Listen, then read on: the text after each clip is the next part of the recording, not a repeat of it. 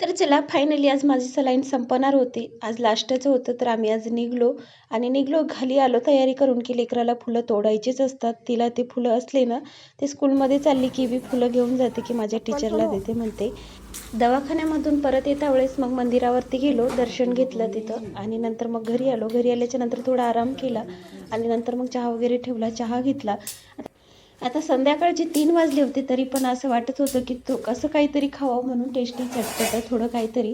पण असं डोक्यात येत नव्हतं की नेमकं काय खावं म्हणून. तर मग नवरोबाला म्हटलं की तुम्ही बाहेर जा आणि जे तळून खायचा साबुदाणा असते ना तर ते घेऊन या म्हटलं. कारण असं असतं ना एक वेळा डोक्यात आलं आणि ते खायचं म्हटलं की ते खावंसंच वाटतं. मग ते थोडं का खाणं होईना तोपर्यंत मग मन काही शांत होत नाही. मग त्यांना मी बाहेर पाठवलंच आणि त्यांनीच मग मला छान असे तळून पण दिले. कारण मी आधी बसले होते तळायला पण ते ते म्हणले की राहू दे मी तळून देते तुला. विकतचे जे पॅकेट आणतो आपण हे साबुदाणा जे मिळते विकतचं त्याची स्मेल येते एकदमच तेलाची वेगळीच.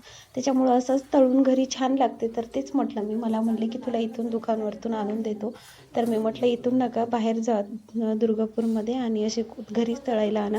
कारण मन पण शांत होते. मग असं खाल्लेलं ते पुड्यामधलं मला स्मेल येते, मला अजिबात खावंसं वाटत नाही. आणि माझा काल काही व्हिडिओ आला नाही, तब्येत तेवढी काही चांगली नसल्यामुळं म्हणजे एकदमच असा गळा चिप्प होऊ नये. तर चला इथंच एंड करते आता माझ्या छोट्याशा मिनी ब्लॉगला. बाय.